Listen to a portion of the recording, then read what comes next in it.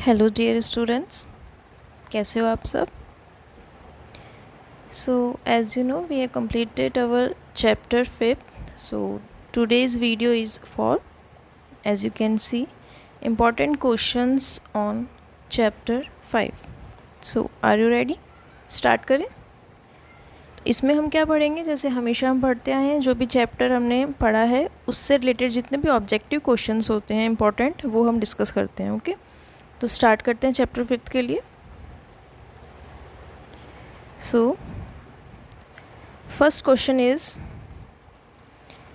it is the set of methods and techniques used to transform raw ingredients into finished and semi-finished products. यह ऐसी विधियों और तकनीकों का समूह है जो कच्ची सामग्रियों को तैयार या आधे तैयार उत्पादों में बदल देता है। तो ऐसा क्या पढ़ा था हमने? ऑप्शंस हैं आपके पास। फूड साइंस है, फूड टेक्नोलॉजी है, फूड प्रोसेसिंग है या फूड फोर्टिफिकेशन है। इन चारों में से बेस्ट आंसर क्या होगा?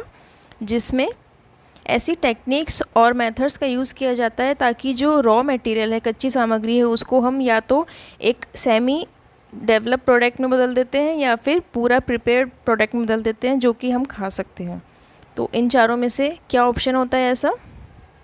जल्दी से सोचिए। Yes, the right option is C, food processing.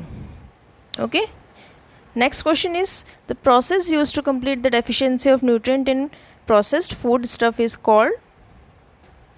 संसाधित खाद्य पदार्थों में पोषक तत्वों की कमी को पूरा करने के लिए की जाने वाली प्रक्रिया क्या कहलाती है? प्रक्रिया पढ़ी थी हमने, ऑप्शंस हैं आपके पास, वही चारों ऑप्शंस हैं। इन चारों ऑप्शंस को आप ध्यान से देखिए और इसका राइट आंसर सोचिए। संसाधित खाद्य पदार्थों में पोषक तत्वों की कमी को दूर करने के लिए कौन सी प्रक्रिया की जाती है इन चारों में से? राइट आंसर क्या होगा? ऑप्शन नंबर डी, यानी फूड फोर्टिफिकेशन किया जाता है। फूड फोर्टिफिकेशन क्या था? हमने डिस्कस किया था ना कि कोई भी अगर आप खाद्य पदार्थ बना रहे हो, उसमें कोई न्यूट्रिएंट की कमी है तो आप अलग से वो न्यूट्रिएंट ऐड करके आप कोई भी न्यूट्रिशन रिच जो प्रोडक्ट है वो बना सकते हैं। उसी को कहते हैं फूड फोर्टिफिकेशन। हिंदी में कहते हैं खाद्य पदार्थों का प्रबलीकरण, यानी हमने उसको एनरिच कर दिया है किसी चीज़ से। Okay, next question is, foods that can use last for 1 to 2 weeks are known as. ऐसे पदार्थ, ऐसे खाद्य पदार्थ जो 1 से 2 वीक के लिए उपयोग में लाए जा सकते हैं, कौन से कहलाते हैं? पेरिशेबल बोलते हैं, नॉन पेरिशेबल बोलते हैं, सेमी पेरिशेबल, या इनमें से कोई नहीं। तो कौन से ऐसे खाद्य पदार्थ होते हैं जिनको हम 1 से 2 वीक तक कंज्यूम कर सकते हैं, वो कंज्यूम करने लायक होते हैं? कौन से होंगे? जल्दी सोचिए। राइट आंसर क्या होगा इसका? Semi perishable. क्योंकि पेरिशेबल तो वो थे जो हम 1-2 दिन तक या 3-4 दिन तक हम प्रिजर्व करके रख सकते हैं, उनका यूज़ कर सकते हैं, और जो 1 से 2 वीक तक यूज़ कर सकते हैं वो है सेमी पेरिशेबल, और जो महीनों तक चलते हैं वो नॉन पेरिशेबल होते हैं। Okay, so the next question is, the process of treating milk to destroy disease producing organism is. दूध में खराबी पैदा करने वाले जीवों को नष्ट करने वाली प्रक्रिया क्या कहलाती है? बताया था ना, दूध में ही स्पेशली वो स्टार्ट हुई थी पहले। क्या कहलाती है वो? चारों में से राइट आंसर बताइए। क्या होगा राइट आंसर? पाश्चराइजेशन, जिसको बोलते हैं निर्जीवीकरण। निर्जीवीकरण का मतलब ये है कि उसमें जो खराबी पैदा करने वाले माइक्रो ऑर्गेनिज्म या चाहे सूक्ष्म जीव होते हैं उनको नष्ट कर दिया जाता है हाई टेम्परेचर पर गर्म करके। ओके, नेक्स्ट क्वेश्चन देखते हैं।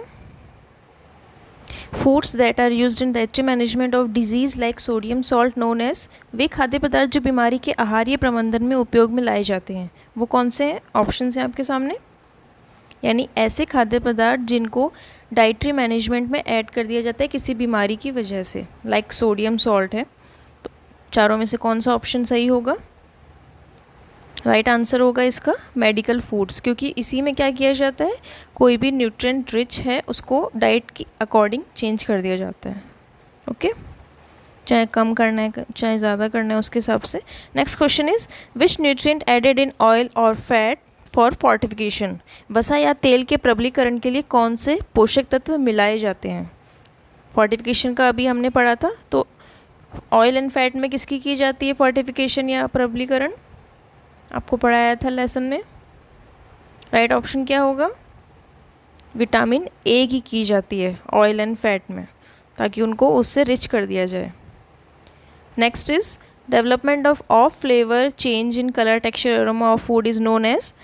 जो खाद्य पदार्थ होते हैं उनमें अगर ख़राब स्वाद हो जाए, उनके रंग, बनावट या गंध में परिवर्तन आ जाता है तो उसका विकास क्या कहलाता है? एक टर्म है जो यूज़ करते हैं, वो कौन सा है? जल्दी से देखिए ऑप्शंस और बताइए। राइट आंसर क्या होगा? Food spoilage. क्योंकि फूड स्पॉइलेज में ही क्या होता है, ऑफ फ्लेवर डेवलप हो जाता है, ख़राब हो जाता है, तब देखते हो ना आप चेंजेस आ जाते हैं उसमें। जैसे ब्रेड है वो ग्रीनिश कलर की हो जाती है, उस पर फंगस लग जाती है, या टमाटर है उसमें बैक्टीरियल ग्रोथ हो जाती है। तो ये सब क्या है? ख़राब करने वाले पदार्थ हैं, जिनको ख़राब होने के बाद क्या होता है, या तो उनके रंग में परिवर्तन होता है, उनका टेक्सचर चेंज हो जाता है, या स्मेल आने लग जाती है। ओके, तो उसको हम बोलते हैं food spoilage. Next is the period of time for which the food is fit for human use is. वह समय जब तक खाद्य पदार्थ मनुष्य के खाने योग्य है या उनके लिए उपयुक्त है, वो क्या कहलाता है? 4 ऑप्शन हैं आपके पास, shelf life, food life, use life, या इनमें से कोई नहीं। राइट ऑप्शन क्या होगा?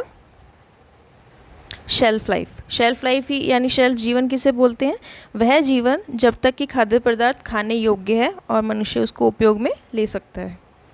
Next question is factors contributing या रिस्पॉन्सिबल फॉर फूड स्पॉइलेज, यानी जो भोजन है या खाद्य पदार्थ है उसकी खराबी के लिए कौन कौन से कारक जिम्मेदार होते हैं, यानी कि इनकी वजह से फूड स्पॉइलेज देखी जाती है। ऑप्शन है आपके पास, टेम्परेचर की वजह से, मॉइस्चर यानी नमी की वजह से, माइक्रो ऑर्गेनिज्म यानी सूक्ष्म जीव की वजह से, या ये सभी। तो हमने जब चैप्टर पढ़ा था तब डिस्कस किया था कि और भी कई फैक्टर्स हैं, उनके साथ साथ इन तीनों को मिला के अगर हम देखें तो ऑल द अबव आंसर होगा, जो कि कंट्रीब्यूट करते हैं, फूड स्पॉइलेज को बढ़ाते हैं। ओके, तो राइट आंसर क्या होगा? All the above. Next question is what should we do to prevent food spoilage. भोजन की खराबी से बचने के लिए हम क्या कर सकते हैं, यानी क्या हम उपाय कर सकते हैं? 4 ऑप्शन हैं आपके पास। फूड को प्रिजर्व कर सकते हैं, उसकी प्रोसेसिंग कर सकते हैं, या ये दोनों कर सकते हैं, इनमें से कोई नहीं। तो राइट आंसर क्या होगा? हम फूड की स्पॉइलेज के लिए ये दोनों काम करते हैं, या तो फूड का प्रिजर्वेशन करते हैं अलग अलग टेक्निक से, लाइक फ्रीजिंग हो गई, या हाई टेम्परेचर पे आपने हीट कर दिया है तो ज़्यादा टाइम तक वो चल सकता है, या फिर फूड प्रोसेसिंग कर दी है, उसका जो अंदर का स्ट्रक्चर है या उसकी शेप है उसको डेरिवेटिव में बदल दिया है, उसको ड्राई करके सुखा लिया है, तो भी वो फूड प्रोडक्ट काफ़ी टाइम तक चल सकता है। तो फूड प्रोसेसिंग भी होती है और फूड प्रिजर्वेशन भी होता है। So next question is sun drying, roasting, salting, pickling are the example of which method. सूर्य के द्वारा सुखाना, भूनना या नमक लगा कर रखना, अचार बनाना, ये सब कौन सी विधि के उदाहरण हैं? ऑप्शन है आपके पास, ट्रेडिशनल मेथड है या मॉडर्न मेथड है, दोनों हैं, या इनमें से कोई नहीं है। तो हमने जब डिस्कस किए थे मेथड्स तो उनमें सबसे पहला ये था कि ये कौन सा मेथड है? ट्रेडिशनल मेथड है, क्योंकि बहुत पहले से ये चली आ रही हैं विधियाँ जिससे हम फूड को प्रिजर्व करके रख सकते हैं। Next is the method to control the availability of oxygen is. Oxygen की उपलब्धता को नियंत्रित करने की विधि है। ऑक्सीजन की उपलब्धता क्यों नियंत्रित करनी है? ताकि फूड स्पॉइलेज ना हो, क्योंकि ऑक्सीजन की प्रेजेंस में भी क्या होते हैं, माइक्रो ऑर्गेनिजम्स हैं वो एक्ट करना स्टार्ट कर देते हैं फूड पे। तो ऑप्शंस क्या होगा इसमें से? बॉइलिंग करनी चाहिए, बेकिंग करनी चाहिए, केनिंग करनी चाहिए, या कूलिंग करनी चाहिए। तो ऐसा कौन सा मेथड है इन चारों में से जिसमें ऑक्सीजन की सप्लाई को हम कंट्रोल कर सकते हैं, उसको कम कर सकते हैं? राइट ऑप्शन होगा केनिंग, यानी डिब्बाबंदी। Next is the temperature of danger zone of bacterial growth. बहुत इंपॉर्टेंट क्वेश्चन है। ताप की वह परास जो जीवाणु की वृद्धि के लिए खतरा है, ये हमने डिस्कस किया था और मैंने बताया भी था इंपॉर्टेंट क्वेश्चन है, इसमें से क्वेश्चन बनता है और डेफिनेटली इस बार इसके चांसेस हैं बनने के। तो कौन सा टेम्परेचर होता है जो डेंजर जोन कहलाता है, यानी वो परास जो जीवाणु की वृद्धि के लिए खतरनाक होती है? तो राइट आंसर क्या होगा? 5 to 60 डिग्री सेंटीग्रेड जो है वो एक डेंजर जोन वाला टेम्परेचर है, जिस पे क्या होता है, जो माइक्रो ऑर्गेनिज्म है वो अपनी वृद्धि को ज़्यादा बढ़ाते हैं और फूड स्पॉइलेज होने के चांसेस और बढ़ जाते हैं। ओके, तो हमें क्या करना होता है, इस टेम्परेचर से या तो कम रखना होता है या इससे अधिक रखना होता है। Okay, next is salt, sugar, vinegar, citric acid are the example of. नमक, चीनी, सिरका या सिट्रिक अम्ल किन का उदाहरण है? ऑप्शन है आपके पास फोर्टिफिकेशन का, प्रिजर्वेटिव का, मैन्युफैक्चरिंग का, या इनमें से कोई नहीं। तो ये सब क्या है, इनको हम बोलते हैं प्रिजर्वेटिव, संरक्षक पदार्थ।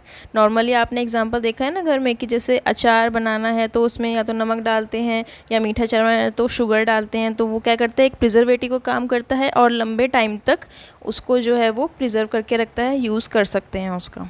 तो सॉल्ट है, शुगर है, विनेगर है, सिट्रिक एसिड, ये सब क्या कहलाते हैं, संरक्षक पदार्थ कहलाते हैं। लास्ट जो क्वेश्चन है वो है points to consider to prevent food spoilage are. भोजन को सुरक्षित रखने के लिए ध्यान रखने वाले कारक कौन कौन से हैं। आपके पास 4 ऑप्शंस हैं। एप्लीकेशन ऑफ हीट यानी ऊष्मा या उच्च दाब का प्रयोग करके हम जो फूड स्पॉयलेज है उसको सुरक्षित रख सकते हैं, उसको हटा सकते हैं, या रिमूवल ऑफ मॉइस्चर है, रिडक्शन ऑफ पीएच है, या फिर ऑल द अबव। तो राइट आंसर क्या होगा, ऑब्वियसली ऑल द अबव होगा, क्योंकि इन सभी चीज़ों को कंट्रोल करके हम फूड स्पॉयलेज से बचा सकते हैं। अब इसमें एक क्वेश्चन और बन सकता है कि रिडक्शन ऑफ पीएच कैसे करते हैं, पीएच को कम कैसे करेंगे। तो ऐसे पदार्थ जो अम्लीय प्रकृति के होते हैं, एसिडिक होते हैं, क्योंकि पीएच कम का मतलब क्या है, एसिडिक होना, और हाई का मतलब है एल्कलाइन होना या क्षारीय होना। तो क्षारीय प्रकृति के जो फूड प्रोडक्ट्स हैं वो जल्दी ख़राब होते हैं, इसलिए उनको सही रखने के लिए हम क्या कर देते हैं, पीएच को कम कर देते हैं। फॉर एग्जांपल उसमें अगर हम नींबू का रस डाल देते हैं तो क्या हो जाएगा, पीएच कम हो जाएगा। ओके, तो ये कुछ इंपॉर्टेंट क्वेश्चंस थे स्टूडेंट्स चैप्टर 5 के। इनको आप देखिए, रिवाइज़ कीजिए, बाकी वीडियोस को भी आप रिवाइज़ कीजिए, और जब तक क्लासरूम में कंटिन्यू होता हम ऐसे ही कंटिन्यू करेंगे। अपना बहुत ध्यान रखिए और हेल्दी रहिए। बाय।